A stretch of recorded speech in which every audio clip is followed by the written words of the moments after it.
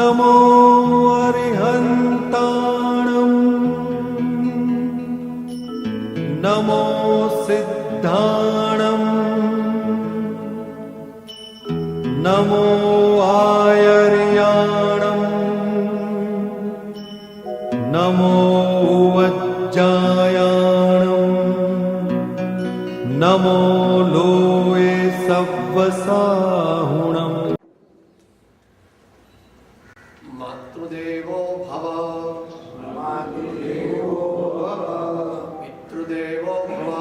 પિતૃદેવો ભવ આચાર્ય દેવો ભવ અતિથિ દેવો ભવ. અને હવે આજના વિષયના સંદર્ભમાં વૃદ્ધો દેવો ભવ એમ કહીએ તો પણ કઈ વાંધો નથી.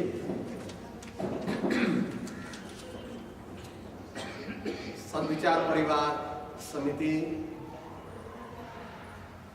ને આજીવન સમર્પિત થયેલા આદરણીય મુરબ્બી શ્રી હરિભાઈ પંચાલ, શ્રી મુરલીભાઈ સાહેબ, શ્રી પી કે લહેરી સાહેબ, શ્રી હારાણી સાહેબ તથા હું નવો છું એટલે ઘણા મિત્રોને ઓળખતો નથી તો બધાના નામ મને ખબર નથી, પણ સૌને વંદન કરું છું. અને સમાજને ખાસ કરીને વયસ્ક પેઢીને ઉપયોગી થવા માટેના જે પણ કંઈ સૂચનો અને જે પણ કંઈ આપણે અમલમાં લાવી શકીએ એવી વિચારણા માટે આપણે સૌ ભેગા થયા છીએ. એની રૂપરેખા અતિ સુંદર રીતે અને પ્રેક્ટિકલ દ્રષ્ટિએ આદરણીય શ્રી પી કે લહેરી સાહેબે આપણી સમક્ષ રજૂ કરી એને આપણે ખ્યાલ રાખીશું. આ વિષયમાં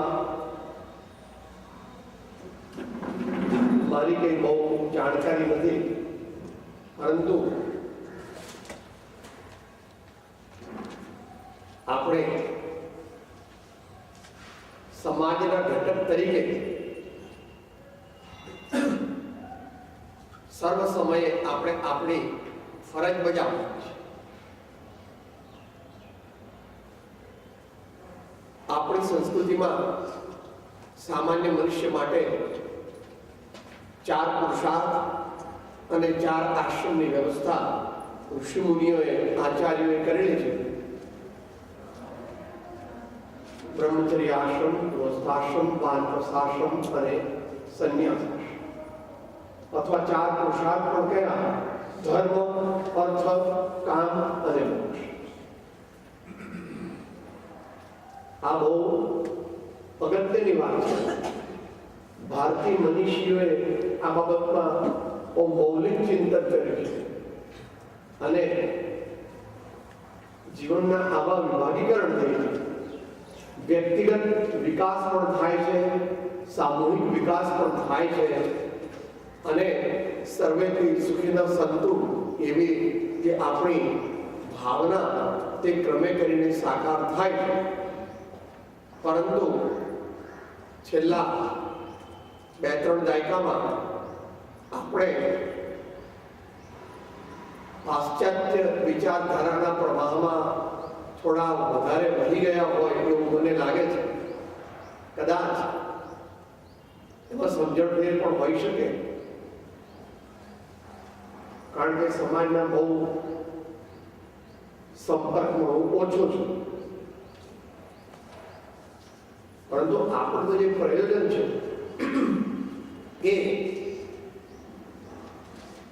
જે એમણે જીવન સારી રીતે વિતાવ્યું અને એ સારી રીતે જીવન વિતાવ્યાથી જેમની પાસે ઘણો મોટો અનુભવનો સંગ્રહ માત્ર થિયોરિટિકલ લેવલે નહીં પણ દરેક તબક્કામાંથી પસાર થયેલા છે, તેઓ આપણને આ બાબતમાં વિશેષ માર્ગદર્શન પ્રેક્ટિકલ આપી છે,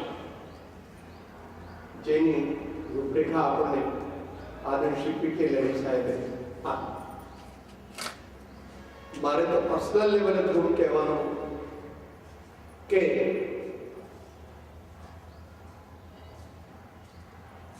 જે આપણી સમસ્યા છેલ્લા 20 વર્ષમાં ઘણી વધવા માંડી છે અને કદાચ આગામી 20 વર્ષોમાં આનાથી ઘણી વધી જશે, એ છે કે સંયુક્ત કુટુંબની ભાવના તે વિનાશ તરફ જઈ રહી છે અથવા જતી રહી છે ઘણા અંશે. હું મોટા કુટુંબની વાત નથી કરતો. અત્યારે જમાનામાં તો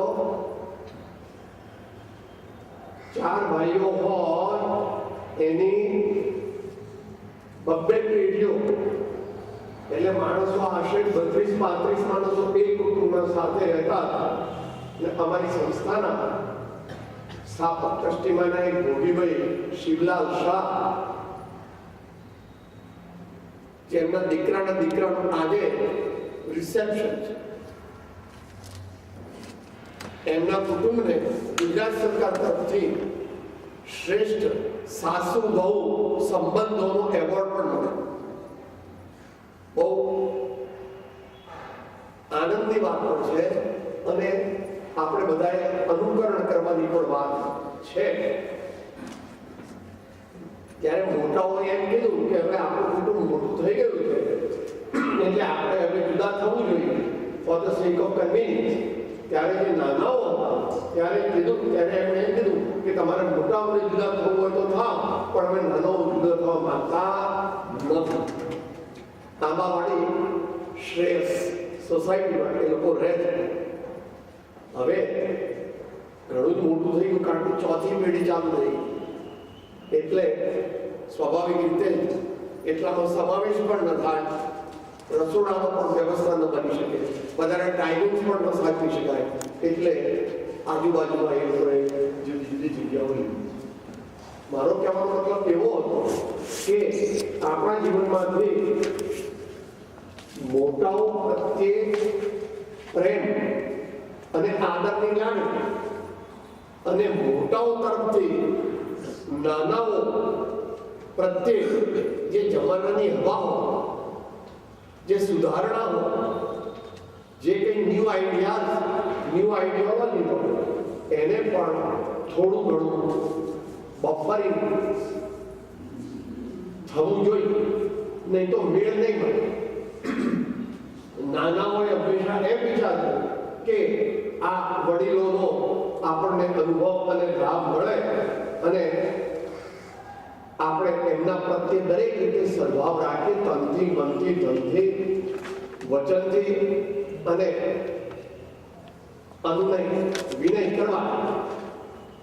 એની સામે એ સફળ ત્યારે જ થાય કે જો જૂની પેઢી પણ એમ વિચારે કે આપણે આપણા વિચારો નવી પેઢી પર બળાત્કારથી થોપવાના નથી, કારણ કે એ થોપેલું ટકશે નહીં અને ખોટા સંઘર્ષ ઊભા થશે.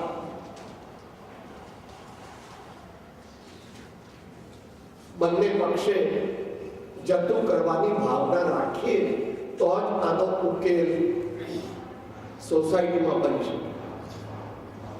પરંતુ અત્યારે જે આપણે વિષય છે વૃદ્ધાશ્રમો સારી રીતે કેમ ચાલે અને વૃદ્ધોને દરેક જાતની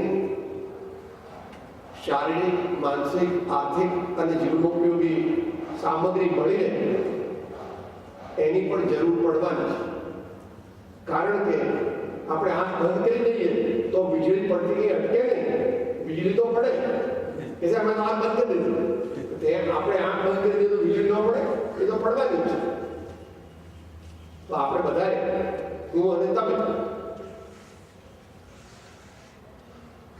નાનાઓને સમજાવવું અઘરું કામ છે, એ મારો વિષય પણ નથી. એને માટે નાનપણથી સંસ્કારોની શાળાઓ ઘણી સ્થાપવાની જરૂર છે. અમે તમારા ત્યાં આગળ નાનું ગુરુકુળ ચલાવીએ છીએ.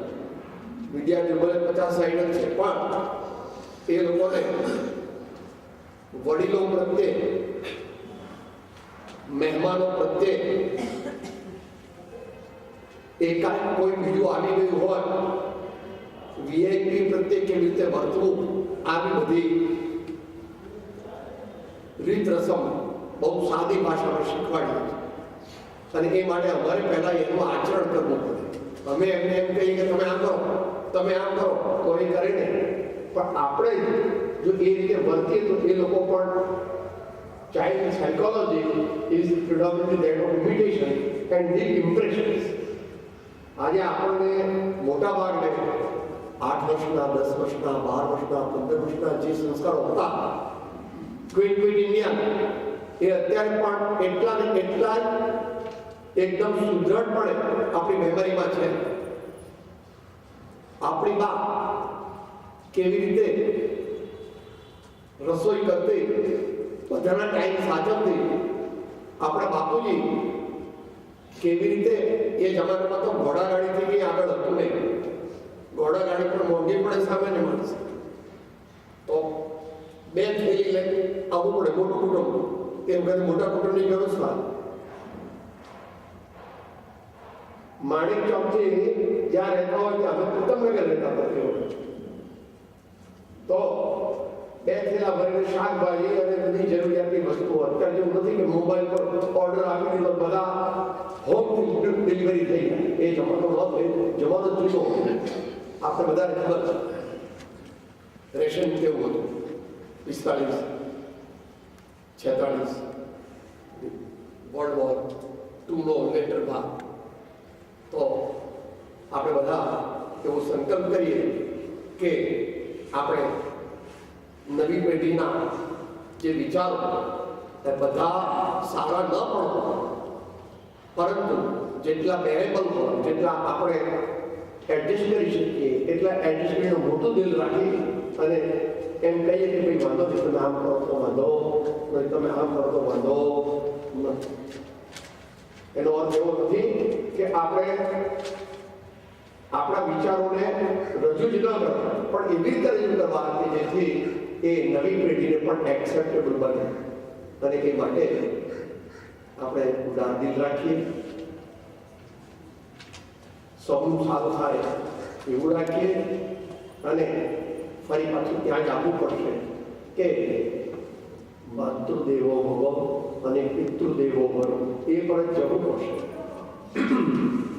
છોરું કછોરું થાય પણ માવતર કુમાવતર ન થાય, એવી આપણી પ્રણાલી છે, એવા આપણા સંસ્કાર. એટલે આ બધામાં વ્યક્તિગત સ્તરે તો ચાલુ બધું કરતા જ હોઈએ છીએ.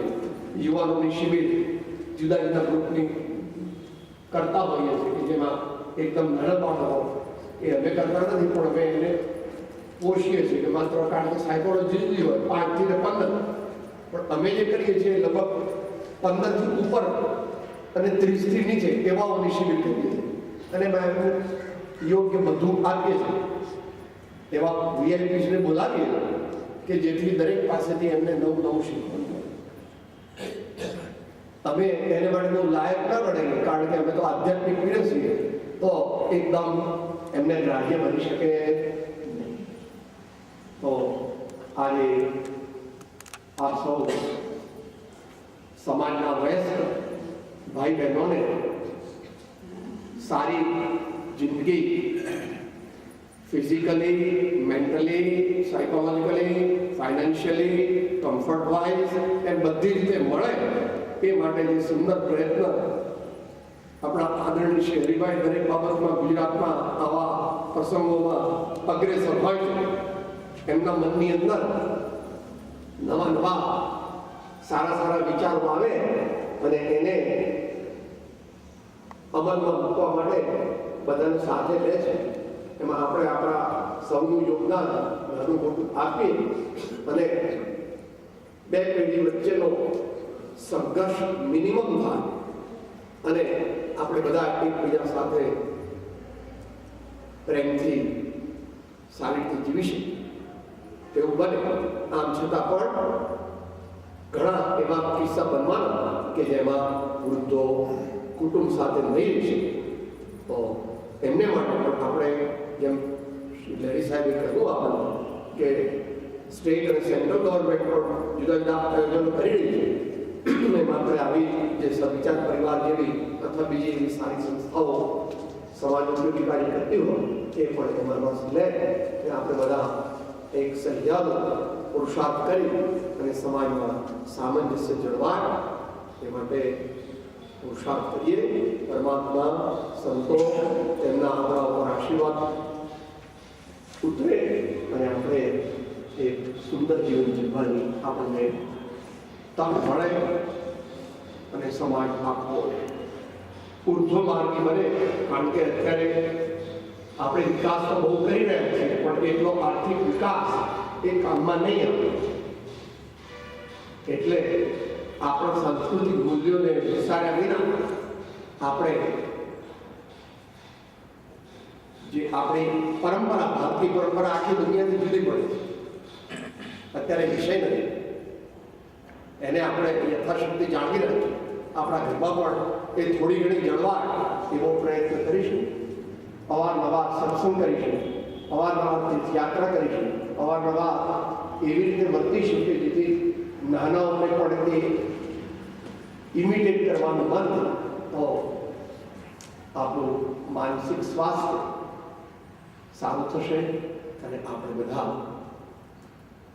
એક સુંદર જીવન જીવવાનો લાભો અને અનુભવ પ્રાપ્ત કરી શકીશું. આપ સૌ સમક્ષ આવવાનો મને લાભ મળ્યો એ બદલ આપ સૌનો આભારી છું. મારે જલ્દી જવું પડે એવું છે એટલે મને થોડું માફ પણ કરશો કે અહીંથી 35-40 કિલોમીટર રસ્તો છે અને રવિવાર બહારના લોકો આવે એટલે ફરીથી સૌને ધન્યવાદ, આભાર. જય ભારત, જય ગુજરાત. ઓમ શાંતિ શાંતિ.